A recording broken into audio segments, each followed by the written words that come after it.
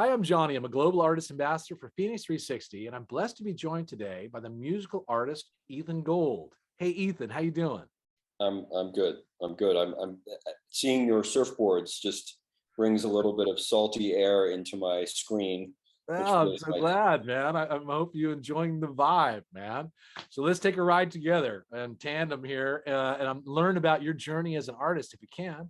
I'd love to tune into your YouTube channel, Ethan, and share with our audience your track, "Bright and Lonely City." Sound good? Great. All right, great. Everyone, let's tune in now to Ethan Gold with "Bright and Lonely City."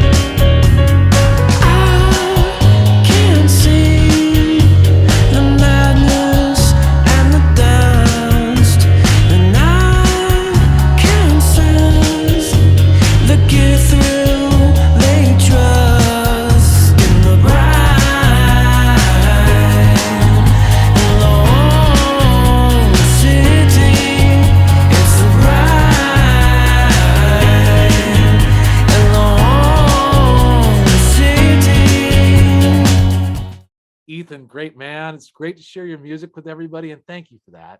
Listen, can I ask you now, where are you from and how'd you get involved in becoming an artist? I grew up in San Francisco, which is a weird place. It was a weird place. Now it's a rich place, but it was a weird place when I was there. And so being an artist was not as strange of a life choice as it is maybe for some people. So I had that going for me, but it was a odd place to be in music. A lot of broken families and confusing stuff going on for kids, to put it simply. And music was really my escape, my inner realm where everything could be done right and done beautifully and bringing grace into the world. So music, became kind of my place to remake the world the way I thought it should be. So that's That's what I try to do. I like that perspective a lot, Ethan. Now, was some of these sensitivities discovered when you were in your teen years in San Francisco? Yeah, even actually, as a like little kid, I was, Yeah. I started writing songs, and now I'm looking. We're on Zoom. I sometimes put a mustache on my Zoom, and I can't really see myself because I'm tiny. So if I have a mustache, it's Zoom put it on there. Um, but anyway, yeah, no, I started writing songs when I was really little, and then just playing, kind of my idea of what classical music was on piano, just on my own. And but then I started like really writing songs. Yeah, as a teenager, I played in a couple bands. I was in like a synthy band, and I was in sort of a surf punk thing, which you probably, judging by your Probably backdrop, appreciate, yes. you'll really appreciate, which was basically like upstairs, I'm trash. It was like, anyway, it Kurt was, Thrasher. Yeah, I hear you. yeah, yeah. So, but for me, the songwriting part of it was always kind of the core. I played different instruments, kind of with a varying range of facility, but for me, the song craft really became my thing, and so I still do it. That's beautiful, man. And listen, the storytelling that's captured in poetry and music is just so, profound. And I'm glad that you have this kind of unique ability and frequency that you're delivering out there in the world. And that frequency is going to lift others, empower others, be relatable to others. So thanks for that. And listen, looking forward to also learning, were there other artists that influenced you either around San Francisco area or from other genres around the world? Sure, of course. I mean, like any human being on the planet, we take in a lot. I had a really eclectic taste, which may have been influenced early on by like you know, records that I found, parents' record collection, or like just going to stores and liking covers and getting things. But I've listed, you know, Brian Eno was huge for me when I was really little. Bob Marley was huge for me. And growing up in the Bay Area, bands like Journey and stuff. I usually don't mention that in interviews. I've done like 4 interviews this week, but usually I mention like the kind of respectable ones. But since we're talking about the Bay Area, I hadn't thought about that. But when I was really little, like I was into like that kind of stuff. Santana, and that was all Bay Area. I'm mentioning just Bay Area stuff. Sure, of course. That's why I asked. Yeah. But you know, for me, like a lot of English stuff, David Bowie. Later, I got into like Lou Reed and Elliott Smith. So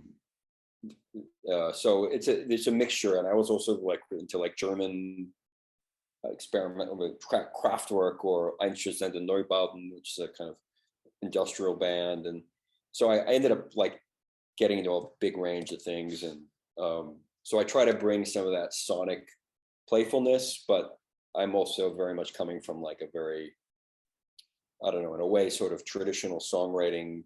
Like I want a song that can work on an acoustic guitar, work on a piano, Right. and then dress it up with something so it's pleasurable to listen to.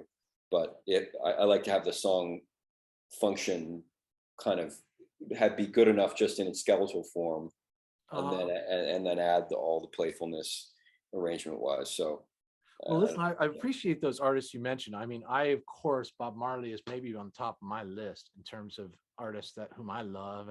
yeah. And you mentioned Brian Eno too. And I can remember discovering Eno in high school, and like, I was listening to like the Talking Heads and Ultravox and stuff. Oh yeah, Right. And yeah, I got to tell you what, like Brian Eno is one of those artists that, was kind of a behind the scene, almost like spiritual vibe that was kind of space vibe to me, or yeah, that's cosmic in a way. yeah, definitely. And What's funny so, is I think he's a total intellectual. Like he's a total.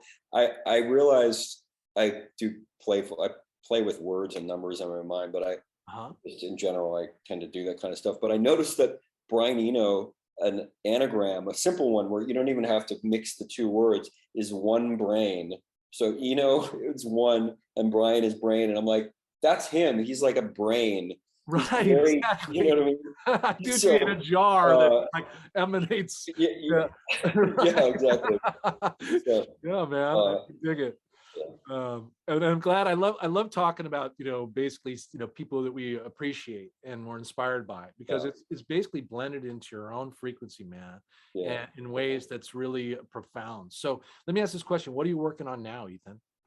I'm in working on part 2 of a trilogy of albums. I had a record called Earth City 1, The Longing, which came out in 21, and I'm now working on Earth City 2, which is a more energetic album. I'm really, with this Earth City trilogy, wanting to, well, for one thing, I'm doing something most artists, we live in a time where it's all about singles and whatever, and I'm going the other direction and doing like a big Collection of work. Yeah. a bigger collection. And I just like being able to deal with bigger themes on different levels. Like on the song level, you're kind of on one level, and then in the album, there's another level. And with this trilogy, you'll see in a couple of years, so something a bigger thing I'm trying to say about our whole civilization that I'm rolling out over these records. So I'm working on Earth City 2, but there's a bunch of videos, I guess. That one we just saw was from Earth City 1, and I just put together a playlist of the videos for Earth City 1 are all on the YouTube channel, so people can listen to all, well, not the whole record, but I got 7 videos for it, and Nice. there's 4 that I don't, which I feel like I should do something for those songs, maybe a lyric video or something, but Well, I like how you're tying this together. It's like a solar system, and each of those tracks is a planet kind of thing, and definitely, it tells yeah, a bigger body of story. But each one has its own unique yeah, dynamics. Right. exactly, yeah. So I appreciate that, brother.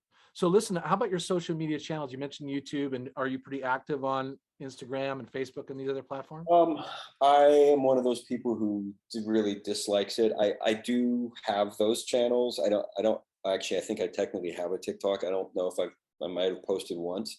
Uh-huh. Um, I keep thinking I probably should. Everybody says I should do that. Yeah, don't shoot on I do yourself. have a TikTok. If you come over there, it's Ethan Gold Music, but most places I'm at Ethan Gold, just my name. Perfect. And yeah, I'm on Instagram, and I've been scolded by my fans for not posting myself enough. So I'm trying to post myself. I would always just like take pictures of like the water, like I go Right. I snorkel and stuff, or like I'm like traveling. People like, these are beautiful pictures, but like we want to see you. So I'm like, anyway, I'm trying to like up my social media game. So I am on those things. I have a poor relationship There you with go. them. So come over and see me trying to stretch into being public. A lot of this is like, I'm a very introverted person, and I don't really like showing off or, whatever, just being, I like my privacy, and this is against that. So I'm trying to find my way of sharing my music, which I really want to share, but doing it in a way that I don't feel, terrified all the time. I don't know, just sort of like exposed. I think that's really honest, man. And I hear what you mean. And I feel like there's pressure that Yeah. and the fact of the matter is maybe we just shift our perspective on that it's just an invitation that, there are people that are interested in you. And so when you do it, you know what I mean? It's a gift. Yeah. So, but don't feel like you have to give a gift when you feel inspired to. Yeah. Anyway, appreciate you, man. And we're going to look forward to those gifts coming more from you. And by tuning into the social media links that you find below our interview for Ethan Gold, and also look for him rides on FENIX360. Brother, we're really happy that you're there and you're going to be sharing your music there, and fans can connect with you there. So I hope it expands your audience and your influence, and appreciate meeting with you and hanging out. Thanks, Ethan. Thank you. Take care, brother. Take care.